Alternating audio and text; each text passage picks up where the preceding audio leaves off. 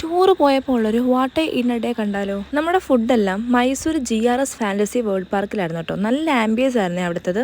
രാവിലെ കഴിക്കാൻ വേണ്ടിയിട്ട് ഇഡ്ഡലി, ദോശ, പൂരി, ബ്രെഡ്, സാമ്പാർ, ചമ്മന്തി, കിഴങ്ങറി ഉണ്ടായി. നമ്മുടെ ട്രിപ്പിലെ തീം പാർക്ക് ഉണ്ടായില്ലെങ്കിലും അവിടെ നിന്ന് ഫുഡ് കഴിക്കാൻ അടിപൊളിയായിരുന്നു കേട്ടോ. നല്ല ആംബിയൻസ് ആയിരുന്നു അവിടുത്തത്.